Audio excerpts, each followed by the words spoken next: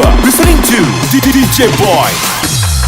เปิดบีทแต่งเพลงไรนาวเกิดบนดินได้ก็จะบินสู่ดาวเสียงติ่งเสียงแค่นำมาเป็นแบ็คกราวด์ไม่ได้กลับไปนะมึงจะฟ้องไทยลาวไม่ใช่ให้ชาลาให้ชาลาไม่ใช่กูชาตากูเป็นมงอยู่ในสายว่าให้ฉันกลับเนปอลไม่ต้องสวัสดิ์ว่ามันยังไม่พอเปิดบีทแต่งเพลงไรนาวเกิดบนดินได้ก็จะบินสู่ดาวเสียงติ่งเสียงแค่นำมาเป็นแบ็คกราวด์ไม่ได้กลับไปนะมึงจะฟ้องไทยลาวไม่ใช่ให้ชาลาให้ชาลา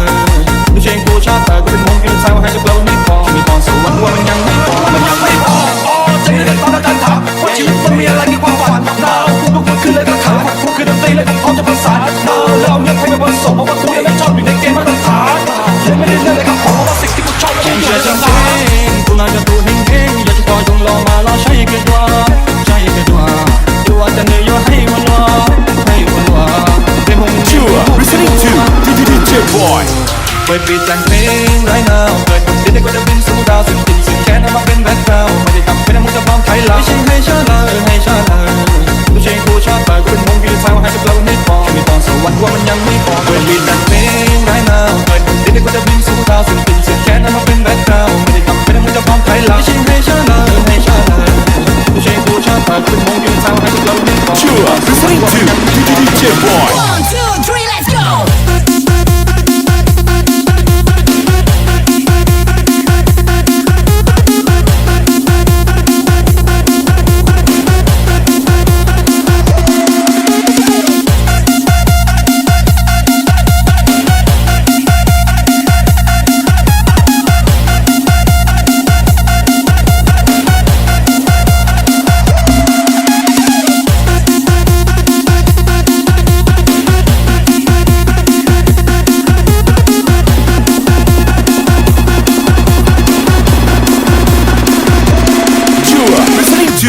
DJ Boy ว่ามันยังไม่พอ ก็อยากเด็กน้อยบ้านนาคนหนึ่งฟังคำดูถูกตอนนี้โกอินเตอร์นึกถึงตอนชีวิตลำบากก็ไม่เลยเสื้อผ้าในฤดูวินเตอร์เมื่อตัดสินใจจะไม่มาอ่านเพลงผู้บอกความฝันก็มีมันหนักเกินต่างทุกอย่างก็จนเลือดปวดเทลงถูกข้างตอนเด็กน้อยยังหัดเดินเชื่อในตัวเองว่าไอ้แค่ไฟกูต้องกลายเป็นซุปเปอร์สตาร์เอาดนตรีเป็นซากไม่นายถูกดูมากูโซมานาหนึ่งโซมานาสมราคาถึงเสียไป